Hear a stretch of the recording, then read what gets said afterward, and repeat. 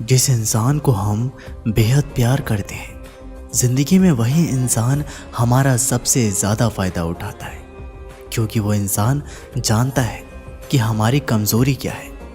इतने समझदार बनो कि किसी को माफ़ कर सको, लेकिन इतने बेवकूफ़ मत बनो कि धोखा देने वाले पर दोबारा विश्वास कर बैठो। ये ज़माना वहाँ पहुँच गया है जहाँ कपड़े महंगे और इंसान दो कौड़ी के हो गए हैं।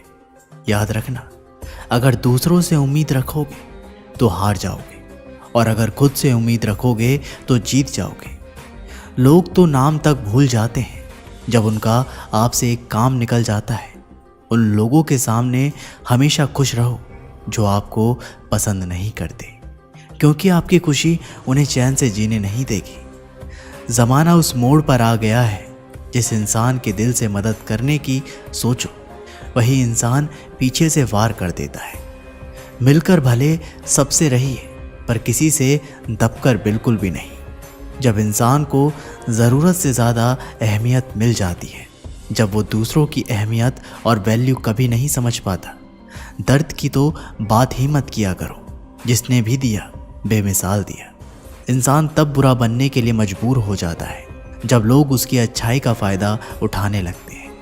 मतलब ना हो तो लोग बोलना तो दूर, देखना भी छोड़ देते हैं। इसलिए उम्मीद केवल खुद से रखिए, दूसरों से नहीं। कोई इतना भी बिजी नहीं होता, सब अहमियत का खेल होता है। शरीफों से तो 2 कदम दूर और शातिरों से 4 कदम आगे रहना चाहिए। आजकल मतलब है तो ही आपका जिक्र है, वरना किसको किसकी क्या फिक्र है। सफलता की हर सीढ़ी पर आपको एक कुत्ता ज़रूर मिलेगा, और याद रहे, अगर हर कुत्ते से उलझोगे तो अपनी मंजिल तक कभी नहीं पहुंच पाओगे। आप अगर खुद का मान चाहते हो तो दूसरों का भी मान रखो। कहने को अगर जीभ मिली है तो सुनने के लिए कान भी रखो। दुनिया का हर इंसान दर्द का तजुर्बा रखता है, लेकिन फिर भी कमाल है, वो किसी और के दर्द को महसूस ही नहीं कर सकता। मुझे हाँ में हाँ मिलाने की आदत नहीं है, और इसीलिए मैं लोगों को जहर लगता हूँ।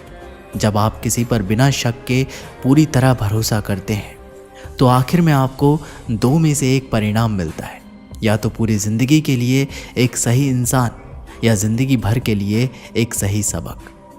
जल्दी से बात मान जाने वाले लोग दिल के बहुत अच्छे होते हैं। आजकल रिश्तों को जोड़े रखने के लिए कभी अंधा, कभी बहरा, तो कभी गूंगा भी बनना पड़ता है। मुझसे नफरत तभी करना जब मेरे बारे में सब कुछ जान जाओ, तब नहीं जब किसी और से सुना हो। ज़्यादा देने वाला हमेशा से ठगा गया है, फिर चाहे वो प्रेम हो, साथ हो या फिर विश्वास।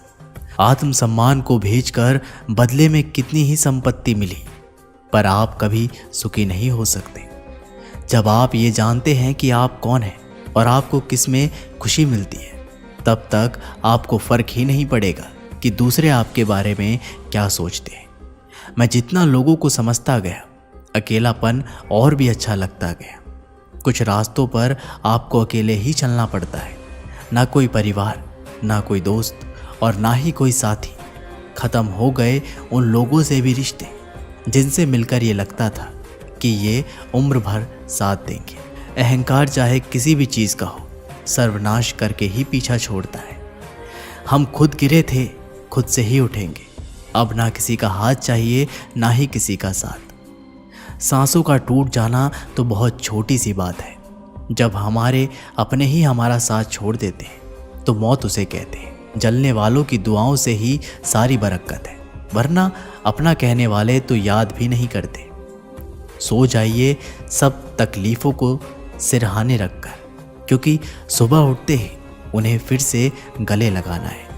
कौन कहता है कि यादें हमेशा अपनों की ही आती है। गैर भी याद आते हैं जब उनसे दिल जुड़ जाते हैं।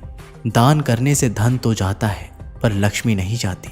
किसी की तलाश में कभी मत निकलना, क्योंकि लोग खो नहीं जाते, बदल जाते हैं। किसी दूसरे का दिल दुखाकर अपने लिए खुशियों की उम्मीद कभी मत करना। जो आपको भूल गए हैं उन्हें भूल जाने दो, वो सब आपको याद करेंगे, बस उनके मतलब के दिन तो आने दो। इंसान टूट कर बिखर ही जाता है जब दुनिया भी बेहद हो और मिलने की उम्मीद भी ना हो। हद से ज़्यादा प्रेम हमेशा दर्द की तरफ ले जाता है। हम जिसकी जितनी फिक्र करते हैं ना अक्सर वही लोग हमें समझ नहीं पाते। ज़िंदगी में कभी कभी बहुत कुछ एक साथ बिखर जाता है, रिश्ते भी, सपने भी और अपने भी। वो अपने ही होते हैं जो बातों से ही मार देते हैं, वरना गैरों को क्या पता कि हमारा दिल किस बात से दुखता है। अगर आप जीवन में सफल होना चाहते हो तो ऐसे लोगों से बचकर रहे जो मुंह के मीठे होते हैं, क्योंकि ऐसे लोग पीठ पीछे आपको कभी भी धोखा दे सकते हैं। महादेव कहते हैं कि कभी भी भावनाओं में आकर अपनी कमजोरी किसी को नहीं बतानी चाहिए। समय बदलने पर कोई भी व्यक्ति कमजोरी का फायदा उठाकर आपको नुकसान पहुंचा सकता है। अपनी कमजोरियों को हमेशा अपने तक ही सीमित रखना चाहिए। जिंदगी का सबसे कड़वा सच, अच्छी चीजें आसानी से नहीं मिलती। अगर कोई आपके साथ रिश्ता नहीं रखना चाहता तो खुद को उसकी ज़िंदगी से दूर कर लो, क्योंकि वक्त खुद ही सिखा देगा उसे कद्र करना और आपको सब्र करना। खेलती रही दुनिया ताश के पत्तों की तरह, जिसने जीता उसने भी फेंका और जिसने हारा उसने भी फेंका। ज़िंदगी जीनी है तो तकलीफ़ तो होगी ही, वरना मरने के बाद तो जलने का भी एहसास नहीं होता। सबको खुश रखना जिंदा मेंढकों को तराजू में तोलने जैसा मुश्किल काम है। एक को बैठाओ तो दूसरा कूद जाता है। उनसे मत डरिए जो बहस करते हैं, बल्कि उनसे डरिए जो छल करते हैं। इस दुनिया में किसी से भी अपनी तुलना मत करो। यदि आप ऐसा करते हैं तो आप खुद को अपमानित करते हैं। कामयाब इंसान भले ही खुश ना रहे, लेकिन खुश रहने वाला इंसान कामयाब ज़रूर होता है। जिस दिन आप अपनी हंसी के मालिक खुद बन जाओगे, तब आपको कोई भी नहीं रुला सकता। खुद को इतना काबिल बना लो कि जो लोग आज आपका मजाक उड़ा रहे हैं, कल वही लोग आपकी मिसाल दें। खुद को खराब कहने की हिम्मत नहीं, और लोग बोलते हैं कि ज़माना खराब है। एक बार की बात है, गर्मियों की छुट्टी में एक लड़का घूमने अपने दादा दादी के घर आया। बालक उछलते कूदते अपने दादाजी के पास पहुंचा और बड़े ज़ोर से रोने लगा। दादाजी, जब मैं बड़ा होऊंगा और एक अच्छा सक्सेसफुल इंसान बनूंगा, दादाजी क्या आप सफल बनने के तरीके बता सकते हैं कि मैं कैसे सफल बन सकता हूँ? दादाजी कुछ बोले बिना सिर हिलाकर हाँ बोला और बच्चे का हाथ पकड़कर एक पौधा वाली दुकान में ले गए और वहाँ से 2 पौधे लेकर आए और बच्चे से बोला, एक पौधा खुले आसमान के नीचे लगा देना और दूसरा पौधा घर के अंदर लगा देना। अपने दादाजी के अनुसार वैसा ही करता है। अब कुछ देर बाद बच्चे ने अपने दादाजी से बोला, दादाजी, जो घर के अंदर गमले पर पौधा लगा है उसका भविष्य ज़्यादा अच्छा होगा, और जो पौधा घर के बाहर खुले आसमान के नीचे लगा हुआ है उस पौधे का भविष्य ज़्यादा अच्छा नहीं होगा। तो दादाजी ने बोला, ऐसा क्यों? तो बच्चे ने बोला, दादाजी, क्योंकि जो गमले पर पौधा लगा हुआ है वह सुरक्षित है और जो खुले आसमान पर पड़ा है वो असुरक्षित है, क्योंकि बाहर खुली हवा एवं आंधी तूफान, पानी, पत्थर और जानवरों के कारण असुरक्षित है। दादाजी बोले, चलो देखते हैं आगे क्या होता है, और वह अखबार उठाकर पढ़ने लगे।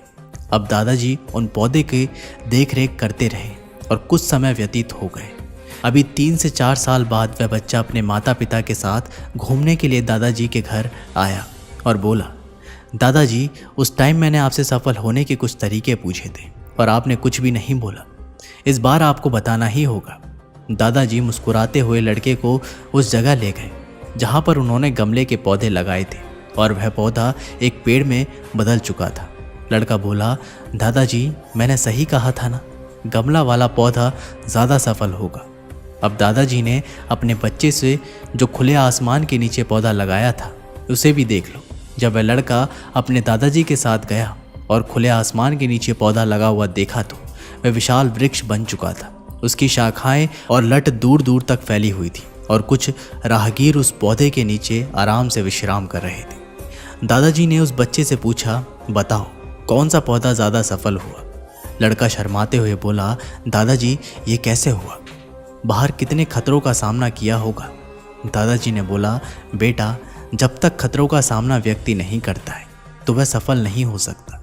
बाहर वाले पौधे के पास आज़ादी थी और पौधा अपनी शाखाएं कितनी भी फैला ले आसमान में, अपनी शाखाएं को बढ़ा सकता है। और बेटा, जिस पौधे को तुम कह रहे थे पानी, बरसात, धूप लूप के कारण यह पौधा मजबूत हो जाएगा। और जो मैं तुम्हें बताने वाला हूँ उसे अगर तुमने अपने अंदर बैठा लिया तो तुम जिंदगी में जो कुछ भी करोगे उसमें सफल हो जाओगे। उन्होंने बोला कि अगर तुमने जीवन भर सिर्फ अच्छे विकल्पों को ही चुनते रहोगे तो तुम कभी भी उतने सफल नहीं हो पाओगे जितनी तुम्हारी क्षमता है। अगर तुम तमाम खतरों के बावजूद इस दुनिया का सामना करने के लिए तैयार हो तो तुम्हारे लिए कोई भी चीज़ हासिल करना असंभव नहीं है। लड़के ने लंबी सांस ली और उस पेड़ की तरफ देखने लगा। वह दादाजी की बातों को समझ चुका था। आज उसे सफलता के लिए जीवन में परिश्रम करना एक बहुत मूल कारण है। यदि हम परिश्रम नहीं करेंगे तो हमें बड़ी सफलता हासिल नहीं होगी। जीवन में हम जिन रुकावटों को हम जितना बड़ा शत्रु समझते हैं वही हमें मजबूत और जीवन में बहुत ज़्यादा सफल बनाती है। तो दोस्तों, ये वीडियो यहीं पर समाप्त होती है। आशा करता हूँ कि आप लोगों ने इस वीडियो से बहुत कुछ सीखा होगा। मिलते हैं एक नई वीडियो के माध्यम से। तब तक के लिए अपना ख्याल रखिएगा। बहुत बहुत धन्यवाद। हर हर महादेव।